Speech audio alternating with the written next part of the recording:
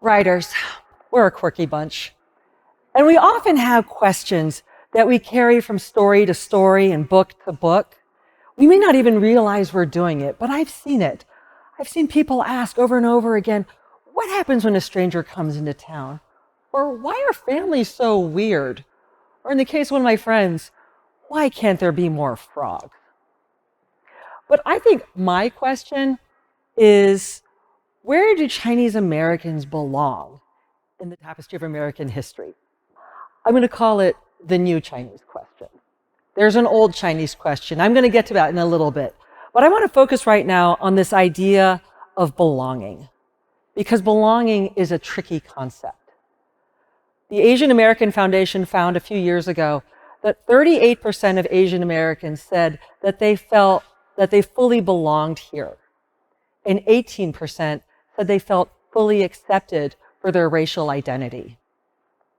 And I want to give you a moment to chew on those two ideas, because belonging and acceptance are really two sides of the same coin, right?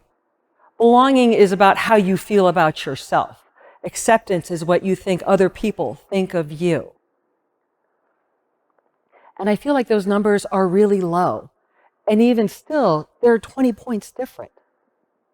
I know for me, as an American of Chinese descent growing up, that this question of belonging was really hard for me, because I always felt that I was too Chinese to be American, but too American to be Chinese. And so where did I belong? And this was really the theme, one of the first themes I explored in my book, The Great Wall of Lucy Wu. When you meet Lucy, she is living her best life when her parents come along and tell her that they've invited a long-lost aunt to come live with them. And suddenly Lucy's world is turned upside down and she is met with the unfairness of changing expectations. Suddenly she has to go to Chinese school instead of basketball practice. And there's certainly a lot less pizza being served at dinner time. And more than that, she has to share her time and her room with someone she doesn't know, but people keep telling her is a member of her family. I was writing this book for younger me. I was writing the book that I wanted to read as a kid with my experiences and my feelings. But one of the things that really changed for me was really beginning to unravel my own history. And I want to ask you at this point to consider two questions. And one is, how well you actually can know a person or people without knowing their history. And what losses do you have when you don't know your own? So when I began my journey into looking for history, it was actually kind of by accident. I was looking for a way to make this aunt a long-lost aunt. How do I separate this family?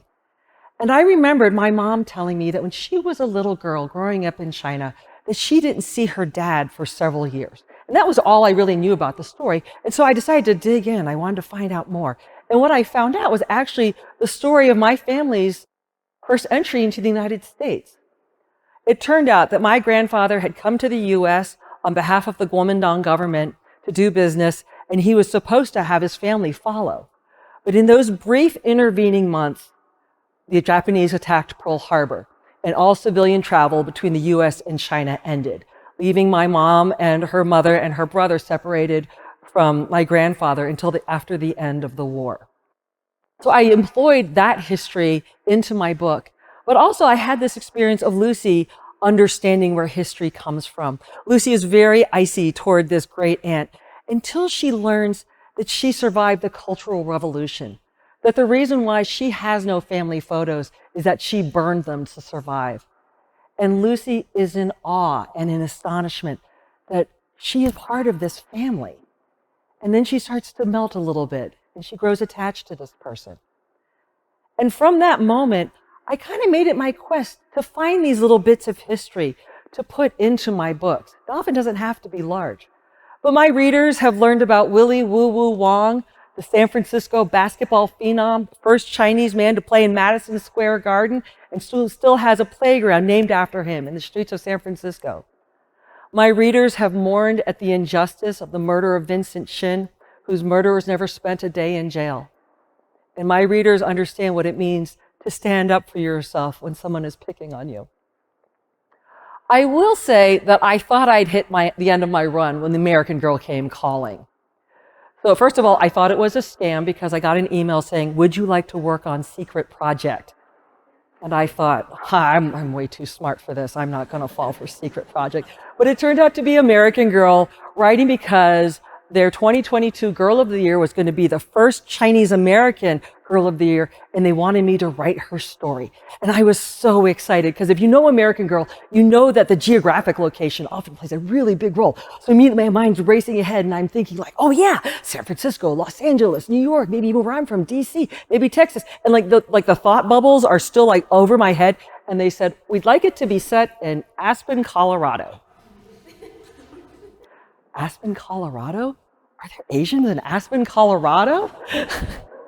Well, luckily for me, American Girl assembles an advisory panel for every book that's written. And one of those advisors is a professor of Chinese American history with a specialty in Colorado. And here's what I learned, that there used to be another Chinese question. And that question was shorthand for, what are we going to do about all these Chinese immigrants coming into our white communities? What I learned was the answer came in violence and death, that Denver once had a Chinatown and it was destroyed. I learned that the Chinese Exclusion Act was the legal response to that behavior, or to that question, and that it stayed in effect for 60 years until the 1940s. And then it was replaced by the Magnuson Act, which said that 105 Chinese immigrants could come to the United States every year.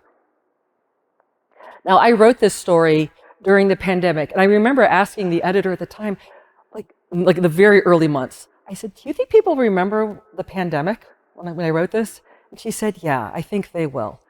And so I have my character learning about the Chinese Exclusion Act while she is undergoing her own bullying from boys who are calling her Kung Flu. And by knowing that little bit of history, she's able to make a connection. She's able to have some clarity. I want to wrap this up by telling you about one more book because I feel like it really brings together all the things that I've been learning about sharing and writing about history. So in 2019, I learned that there were Chinese soldiers in the American Civil War. I found this to be an absolutely astounding event, and I knew I had to write about it. The question for me was, I didn't want to write about it in a historical sense. I wasn't interested in that. I was interested in what finding out about that meant for people in the 21st century. And so after a painful number of drafts, I came up with The Secret Battle of Evan Powell. Evan is a boy who moves to a small town in Virginia that is obsessed with the Civil War. And for the most part, everybody in the town is pretty nice to him and his family, except this one kid, Brady, who decides that he is going to make sure that Evan doesn't feel included. And so he goes to Evan and he tells him, you know, everybody else in this town, everybody else in our class, we have a connection to the Civil War, and you don't. So Evan doesn't belong, and there's nothing he can do about it.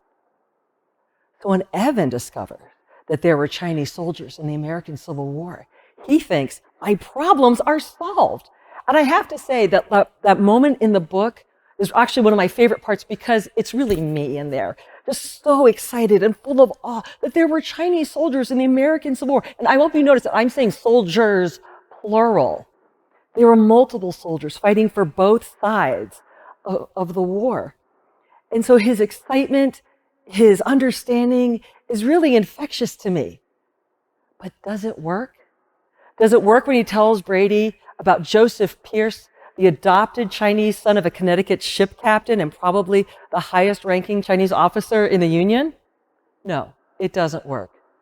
Because the rule wasn't made to be an inflection point of understanding, right? The rule was there to deny acceptance. Later on in the book, there's a terrible incident where Evan's house is the target of racially motivated violence. And this is based on something that happened to my own family. Everybody blames Brady, and Brady actually accepts responsibility for it. But Evan has a sense that something's not quite right. And he's kind of caught between this comfort of like finally getting this guy off his back and wanting to know the truth.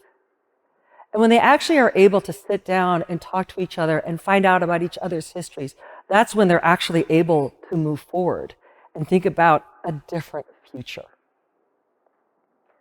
Now, I have to tell you something, a total confession. I'm something of a history delinquent. Okay, when I was growing up, I really thought like history was like dates and wars, and I'm just going to memorize this, and as soon as the test's over, I'm going to forget it. But my journey as an author has made history something so much more. It's about stories and seeing people that look like me in places I never expected to see them. And I think that there's one more step, which is that I'm the kind of person who remembers feelings before I remember facts. I'll probably remember how I felt when you told me the fact before I actually remember what you actually told me.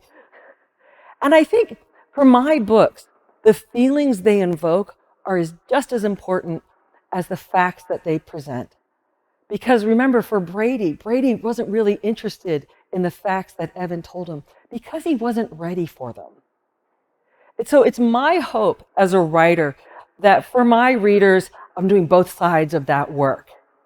That I'm letting them see, whether or not they are Chinese American or not, they are seeing the incredible journey, the enduring story of Chinese in America.